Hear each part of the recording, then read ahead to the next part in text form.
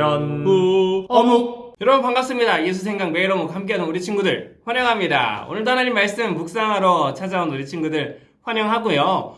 말씀 보기 전에 항상 좀 기대감을 가졌으면 좋겠어요. 하나님께서 오늘 우리에게 어떤 이야기 들려주실까? 기대감 가지고 말씀 들어보면 더 마음속에 은혜가 있을 것 같습니다. 같이 기도하고 오늘 말씀 속으로 들어가 볼까요? 사랑의 하나님 감사합니다. 오늘도 우리에게 말씀 묵상할 수 있는 이 시간 허락하여 주셔서 감사합니다. 말씀을 이해할 수 있는 지혜 주시고 그 말씀대로 살아갈 수 있는 지혜 우리에게 허락하여 주시옵소서. 하나님께서 우리에게 주신 그 기쁨으로 만족하는 우리가 될 수 있도록 도와주세요. 예수님 이름으로 기도했습니다. 아멘. 자, 오늘 10월 8일 금요일 하나님께 더 가까이라는 제목으로 말씀 보겠습니다. 오늘 말씀은 야고보서 4장 1절부터 10절까지고요. 나의 믿음은 잘 자라나고 있나요? 말씀을 통해 점검해 보세요. 내 믿음이 자라나고 있는지 한번 오늘 말씀을 통해서 살펴볼 거예요. 여러분 가운데 싸움과 다툼이 일어나는 원인이 무엇인지 아십니까? 재밌는 말이네요. 왜 싸우고 다투는지 아십니까? 라고 묻고 있어요. 뭐냐면 그것은 바로 여러분의 속에 분쟁을 일으키는 이기적인 욕망 때문이래요. 싸움과 다툼이 일어나는 원인을 성경에서는 이기적인 욕망에서 비롯되는 거래요. 맞는 얘기인 것 같아요. 원하는 마음은 있는데 갖지 못하다 보니 다른 사람을 죽이기까지 하고 실제로 이런 일이 일어나죠. 시기하기도 합니다. 하지만 여전히 원하는 바를 얻지 못하니 다투고 있습니다. 노력하고 또 애쓰고 때로는 죽이기도 하고 시기하기도 한데 그럼에도 결국 원하는 바를 얻지 못한대요. 그래서 계속 사람들이 다투는 거예요.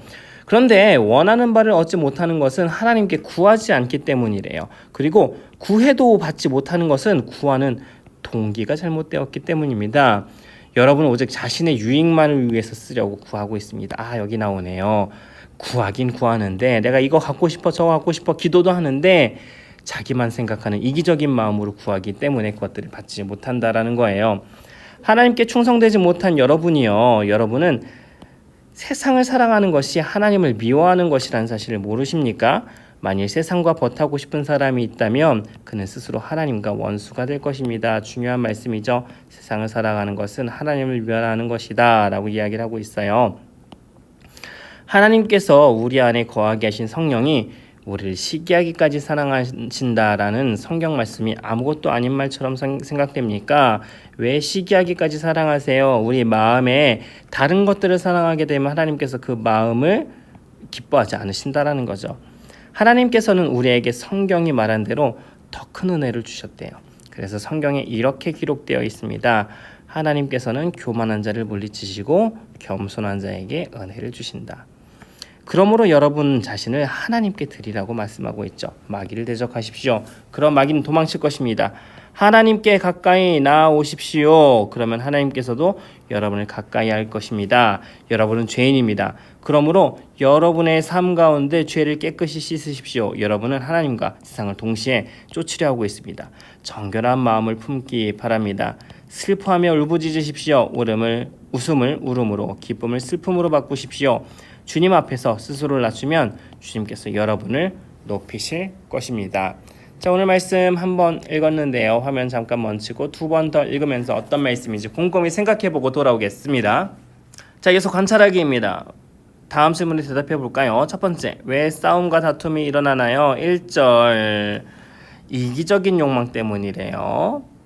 이기적인 욕망 때문이죠. 자, 2절에 어떤 질문인가요? 왜 다른 사람을 시기하고 죽이기까지 하나요? 아까 살펴봤었죠. 왜 시기하고 죽이기까지 하나요? 원하는 마음은 있는데 갖지 못하다 보니 원하는 것을 갖지 못해서죠. 자, 그렇다면 마지막으로 왜 하나님께서 구해도 들어주시지 않는 걸까요? 기억나나요? 3절 아까 뭐라고 얘기했었죠? 자신의 유익만을 위해서 쓰려고 구하기 때문이죠. 자기만을 어떻다고요? 위하기 때문. 이어서 호기심 가득 생각하기입니다. 열심히 기도해도 때론 하나님과 원수가 될 수 있다는 사실 아시나요? 그렇다면 언제 이런 무시무시한 일이 벌어질까요? 자신만의 유익을 위해 기도할 때입니다. 또 자신의 이기적인 욕망을 얻기 위해 아등바등 살아갈 때입니다. 이것은 하나님이 아닌 세상을 사랑하는 모습이고 이것이 바로 하나님과 원수가 되는 일이랍니다. 나는 무엇을 위해 기도하고 있나요? 기도를 통해 하나님과 많이 친해졌나요? 그렇지 못하다면 지금의 모습을 놓고 간절히 기도해요. 9절의 말씀처럼 나를 위해 슬퍼하며 울부짖으며 기도해 봅시다. 하나님, 하나님과 더 친해지고 싶습니다. 하나님께 더 가까이 가기를 소망합니다. 나를 받아주세요. 나의 간절한 기도를 하나님께서는 꼭 이루어 주실 거예요. 목사님 집에 7살짜리 딸하고 3살짜리 아들이 있다고 여러 번 얘기했었죠. 아들이 어렸을 때는 뭐 이렇게 의견이 강하지 않으니까 많이 싸우지 않다가 조금씩 자라면서 다투는 일이 많이 생기더라고요. 근데 보통 7살짜리 애들하고 3살짜리 애하고 뭐 때문에 싸울까요? 보통 이제 뭐 서로 자전거 타겠다, 뭐 서로 장난감 자기가 먼저 갖고 있었는데 누가 뺏었다, 뭐 자기가 원하는 TV 프로그램 보겠다. 보통 자기가 하고 싶은 것을 하기 원하는 그런 마음 때문에 싸우게 되더라고요. 근데 오늘 말씀에서도 비슷한 얘기를 하고 있어요. 1절에서도 이렇게 이야기하고 있죠. 왜 싸우냐면 이기적인 욕망 때문에 다툼이 일어난다 라고 말하고 있어요. 근데 이게 단순히 다투는 거에 있어서 끝나지 않아서 되게 무시무시한 것 같아요. 2절에 보면요, 원하는데 갖지 못하다 보니까 다른 사람을 심지어 죽이기까지 하고 뭐 시기하기도 한다라고 이야기를 하죠. 사람의 욕심이 끝이 없는 것 같아요. 그러니까 좋은 것을 가지면 더 좋은 걸 갖고 싶은 게 우리의 마음이잖아요. 그렇기 때문에 이 땅에 있는 그 어떤 것이라도 사랑하면 사랑할수록 우리의 마음이 점점 더 갈급해지는 것 같아요. 더 좋은 거 갖고 싶은 그런 마음들이 있는 거죠.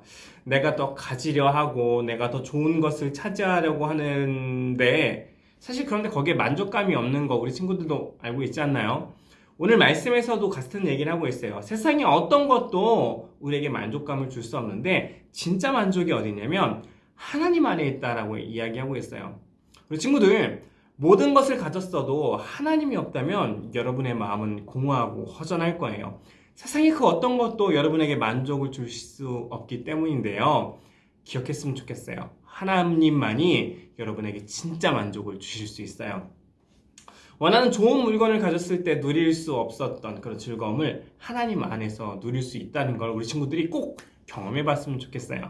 그래서 오늘 하루는 내가 늘 원했던 다른 어떤 것들을 구하기보다 하나님 안에서 만족감을 누리기를 구해봤으면 좋겠어요. 하나님, 세상의 다른 어떤 즐거움에서부터 만족감을 찾으려 하지 않게 해주시고 내가 원하는 것을 갖기 위해서 기도하고 뭐 분투하고 그렇게 사는 것이 아니라 하나님 안에 있을 때 누리는 그 기쁨들을 내가 누려보고 싶습니다 라고 고백하는 우리 친구들이 되었으면 좋겠습니다.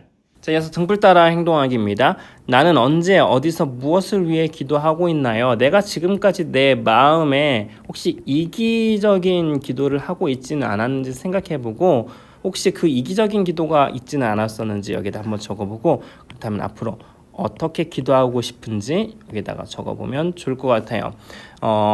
이기적인 기도가 어떤 게 있을까요? 다른 사람들을 생각하지 않고 내가 그냥 갖고 싶은 것들, 이루고 싶은 것들, 다른 사람들을 위해서 이 기도가 이루어졌을 때 이 기도가 어떻게 사용받을 수 있을지 생각하지 못하는 게 바로 이 이기적인 기도라고 생각을 해요. 앞으로 기도할 때는 내 기도 제목을 통해서 다른 사람들을 어떻게 섬길 수 있을지 함께 기도해보면 좋을 것 같습니다. 네, 오늘은 여기까지고요. 우리 마지막에 있는 감사 제목 3가지 잊지 말고 꼭 기록해 보세요. 그러면 우리는 내일 다시 만날게요. 안녕!